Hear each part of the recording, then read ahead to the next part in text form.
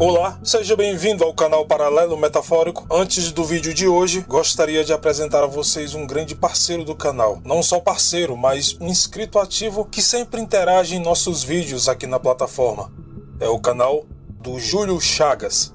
Se você gosta de casos não resolvidos, histórias reais, casos inexplicáveis, criminologia, mistérios assustadores, sobrenatural, terror, contos, curiosidades bizarras e tudo que há de mais estranho e interessante no mundo, o canal do Júlio Chagas é para você.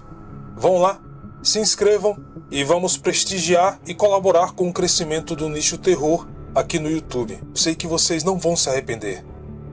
Dica dada, vamos ao vídeo de hoje.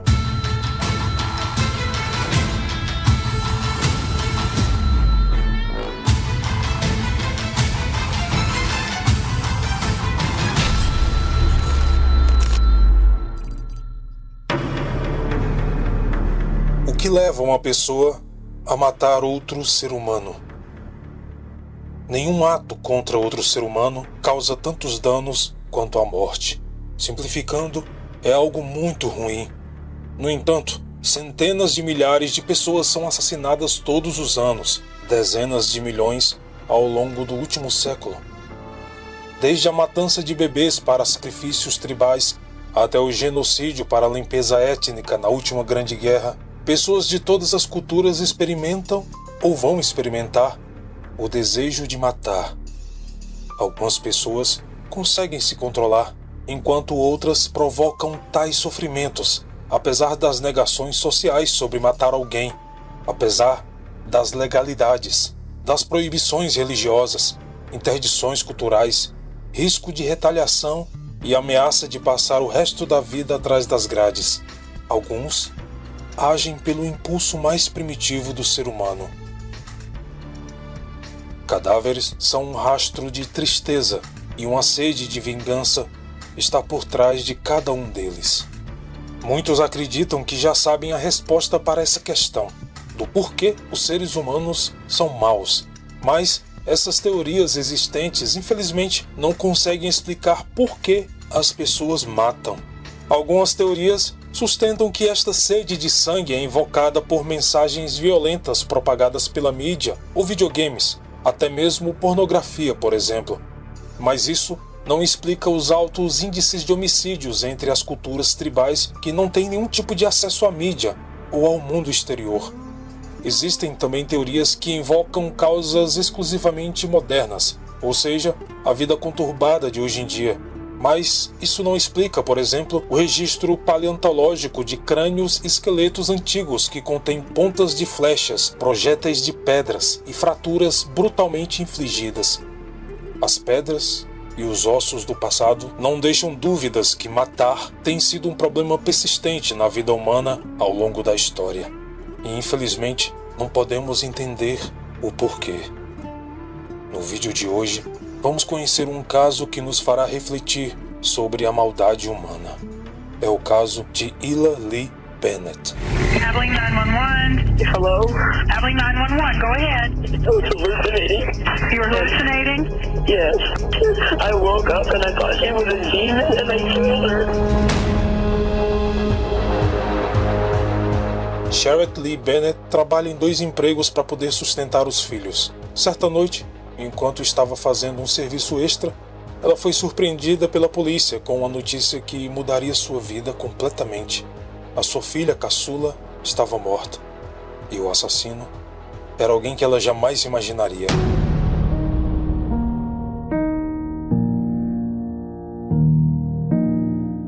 Hila Lee Bennett nasceu em 12 de abril de 2002 na cidade de Newnan, no estado da Geórgia, Estados Unidos. Ela morava na cidade de Abilene, no Texas, junto com sua mãe Sherrod Lee Bennett e seu meio-irmão mais velho, Paris Lee Bennett.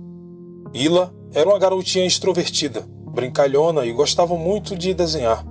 Já seu irmão era tímido, quieto, mas extremamente inteligente. O seu QI era de 141, o que é bem elevado, ainda mais para uma criança.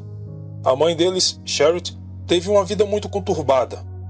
Em 1980, por exemplo, quando ela tinha apenas 6 anos, viu seu pai ser morto por sua mãe. A mãe de Sherrod foi acusada e presa, mas não chegou a ser condenada. Mesmo com todas as provas que também incluíam o testemunho de Sherritt, ela acabou sendo absolvida. Os anos seguintes foram ainda mais difíceis para Sherritt. Apesar de ser boa aluna e atleta na escola, ela desenvolveu problemas psicológicos na adolescência e acabou se viciando em drogas. Aos 17 anos, sua mãe a expulsou de casa, lhe deu $100 e disse que ela poderia usar esse dinheiro para procurar ajuda ou para ter uma overdose e morrer logo de uma vez. Realmente, Sherritt gastou metade do dinheiro em drogas e a outra metade em gasolina para chegar a uma casa de recuperação no estado do Tennessee. A mulher conseguiu ficar sem usar drogas por mais de um ano e se matriculou na universidade para ter um futuro melhor. Porém, ela se sentia muito vazia e infeliz, e a cada dia que passava, sentia mais falta das drogas. Sherritt então decidiu que, se em 3 meses as coisas não melhorassem, ela iria cometer suicídio por overdose. Faltando cerca de um mês para o seu prazo acabar, ela descobre que está grávida. A gravidez mudou tudo para ela. Segundo Sherritt, isso lhe deu uma nova razão para continuar vivendo, e em 10 de outubro de 1993, nasce Paris.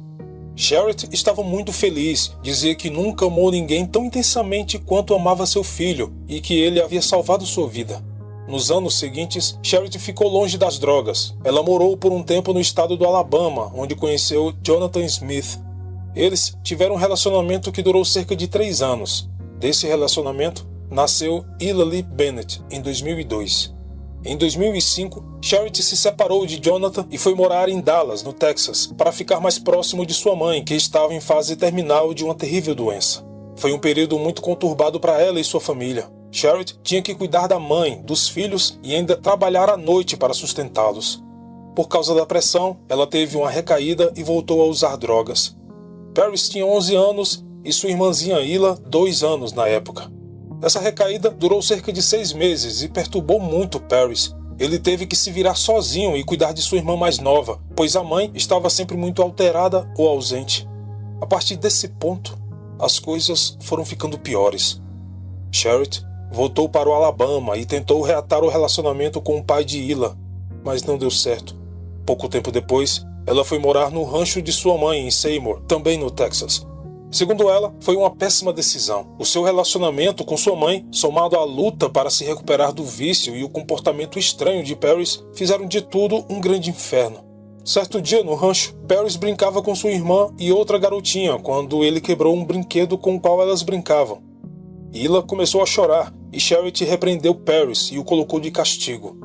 Alguns minutos depois, uma das moças que trabalhava no rancho gritou para Sherritt, avisando que Paris havia pego uma faca e estava trancado na despensa. Quando Sherritt e sua mãe conseguiram abrir a porta, Paris estava com a faca apontada para as 2 meninas e extremamente agitado. A avó de Paris conseguiu segurar a faca e Sherritt o abraçou. Após esse acontecimento, ela decide internar Paris em um hospital psiquiátrico. Ele ficou 1 semana internado e sendo avaliado pelos médicos. Nesse tempo, ele não quis falar com sua mãe, mas Sherritt não acreditava que o filho não quisesse falar com ela. Ela achava que eram os médicos que não queriam deixá-la ver o seu filho e que estavam fazendo pouco caso dele. Por conta disso, ela decide tirar Paris do hospital e leva os papéis da avaliação psicológica, mas não se importa em ler, já que achava que os médicos não tinham feito o seu trabalho direito. A família se muda novamente, dessa vez para a cidade de Abilene, no Texas. Tudo estava indo bem apesar das dificuldades. Sherritt havia se livrado do vício novamente e estava trabalhando em 2 empregos para sustentar os filhos. Em 4 de fevereiro de 2007, Sherritt precisava fazer um trabalho extra em um de seus trabalhos no período noturno. Ela chamou uma babá para ficar em casa com as crianças antes de sair.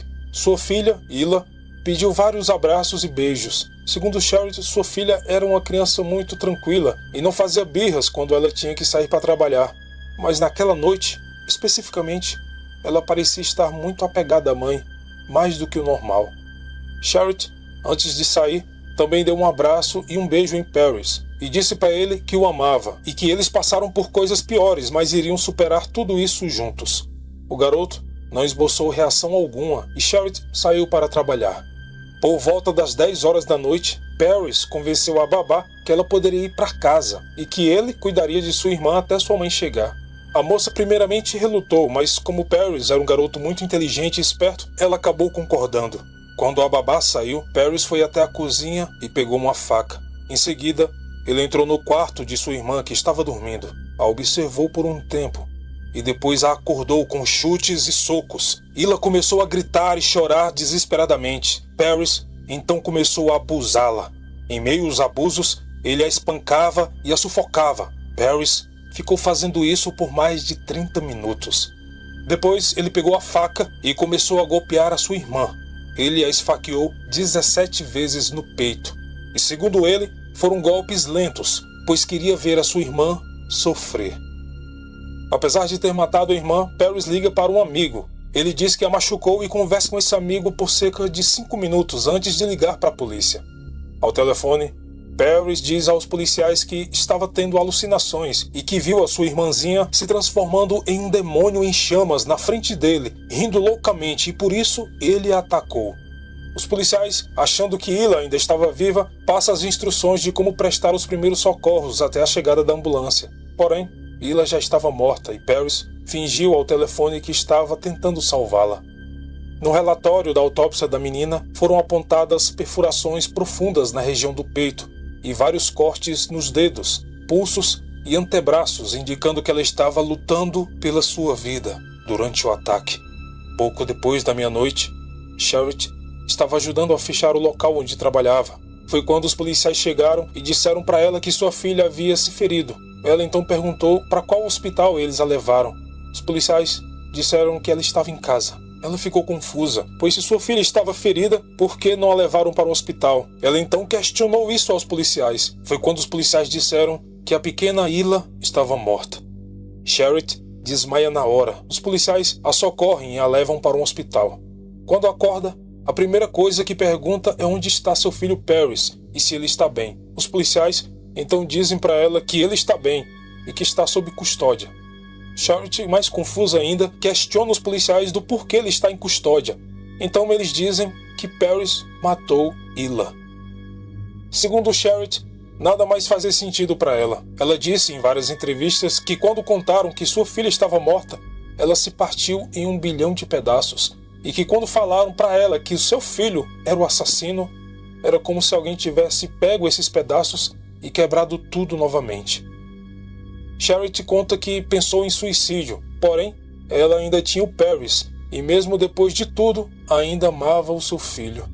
No dia seguinte, após o assassinato, Charity foi ver o filho. Ela disse que estava acabada e que não conseguia se acalmar, mas quando os policiais a levaram até Paris, ela disse que sentiu um alívio e uma enorme felicidade ao ver o filho. Ao entrar na sala onde Paris estava, ela o abraçou com toda a sua força e começou a chorar desesperadamente. Charity conta que precisava sentir que ele realmente estava lá e que estava tudo bem com ele. Mas então, ela começou a perceber que ele não estava retribuindo. Ele não a abraçava de volta e não esboçava reação alguma. Ela então dá um passo para trás e encara Paris. Charity disse que não viu nada nele. Era como se só tivesse um corpo sem alma. Não havia nada em seus olhos. Os dois então se sentam em uma mesa e logo em seguida Paris pergunta para a mãe: "E agora? O que você vai fazer?" Charity não entende a pergunta. O que ela poderia fazer? Paris então responde que ela sempre dizia que se alguém machucasse qualquer um de seus filhos, ela seria capaz de matar essa pessoa. Então, ele queria saber o que ela ia fazer agora. Charity percebe que Paris não estava perguntando com ar de medo, mas sim desafiador. Foi a primeira vez que ela viu Paris assim, com o olhar sinistro de um assassino frio e sanguinário. Ela sabia que ele estava com raiva, mas aquilo não era só raiva, era algo muito pior. Charity diz que realmente tentou acreditar na versão de Paris sobre ele ter tido alucinações e por isso matou a irmã. Queria mesmo acreditar que ele estava doente e que poderia ser ajudado. Ela diz que prometeu ao filho naquela hora a mesma coisa que o prometeu quando havia nascido, que iria amá-lo incondicionalmente, não importando o que acontecesse. Ela disse tudo isso para ele, mas Paris apenas a olhou nos olhos e começou a rir. Era uma risada maldosa, e depois ele disse para ela que ela e os outros eram muito estúpidos e que todos estavam errados sobre ele, que não o conheciam de verdade. A partir deste ponto, Charity percebe que Paris foi realmente capaz de fazer o que fez por vontade própria e que a sua versão de alucinação não passava de uma mentira. Ao mesmo tempo, novas evidências tinham sido descobertas pela polícia. Através do histórico de buscas na internet no computador de Paris, eles encontraram coisas bem perturbadoras e documentos em uma pasta onde ele escreveu o plano para matar sua irmã e também sua mãe. Charity ficou ainda mais arrasada com tudo isso. Perdeu 15 quilos em 13 dias e acabou desenvolvendo gagueira. 9 meses entre o assassinato de Hila e a condenação de Paris foi a experiência mais dolorosa para Charity. Ela diz que, além de ter perdido a filha, ela também perderia o seu filho, que seria condenado à maior pena para o menor que comete homicídio no estado. Como todos devem saber, o Texas é um dos estados cujas leis são bem pesadas para criminosos. Se Paris fosse de maior quando cometeu o crime, ele pegaria com certeza a pena de morte, mas como não era o caso, ele recebeu a pena máxima permitida para o menor infrator. Charity perguntou a Paris por que ele não a matou, já que havia planejado o crime. Então, o garoto respondeu que se a tivesse matado, ela só sofreria uns 20 minutos no máximo, mas como ele matou Hila, ela irá sofrer para sempre. Vocês lembram dos documentos sobre a avaliação psiquiátrica de Paris que eu citei no início do vídeo, os quais Charity nem abriu, pois achava que os médicos tinham feito pouco caso do seu filho? Pois bem, quando ela estava de mudança, encontrou esses papéis no meio de suas coisas e decidiu abrir. E lá, na conclusão dos médicos, estava escrito que Paris era obcecado em atirar e matar e que ele tinha grandes tendências homicidas e suicidas.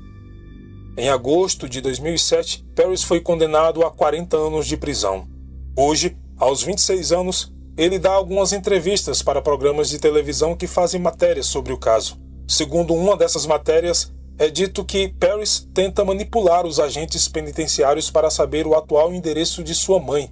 Pelo que percebe, ele ainda tem planos de matá-la assim que sair da prisão. Charity continua a visitar o seu filho regularmente, mesmo com as pessoas próximas a criticando, dizendo que não entendem por que ela faz isso. Ela argumenta que, mesmo depois de tudo, nunca deixará de amar o seu filho. Em 2013, 6 anos após o crime, Charity teve outro filho, um menino, que ela batizou de Fênix, pois a Fênix renasce das cinzas, e isso tinha um significado que se encaixava perfeitamente para ela. Em 2011, ela criou uma fundação que leva o nome de sua filha e que tem como objetivo ajudar vítimas de crimes violentos, pessoas afetadas por doenças mentais ou pelo sistema criminal. Em janeiro de 2020, ela lançou o livro chamado How Now Butterfly. Neste livro, ela narra como superou a morte de sua filha e conseguiu se manter em pé apesar de tudo. O título do livro, envolvendo borboletas, é por causa de sua filha, que era fascinada por elas. E alguns dias após o crime, os funcionários da escola onde Hila estudava ligaram para Charity perguntando se ela queria os desenhos que sua filha havia feito. Quando ela viu os desenhos, tinha uma borboleta muito bem desenhada por sua filha. Charity também achou um broche em formato de borboleta no quintal de sua casa quando voltou lá pela primeira vez após o crime. Desde então, ela associa as borboletas à presença de sua filha, que de alguma forma acha que Hila tenta se comunicar com ela através das borboletas. Charity hoje vive na cidade de Savannah, no estado da Geórgia. Ela leva uma vida normal junto ao seu filho Fênix, que, segundo ela, lhe deu novamente uma razão para continuar vivendo. This is Ella Lee. We bought this movie camera so we can take movies of her in Paris. Here, Ella, Santa Claus brought you a bracelet.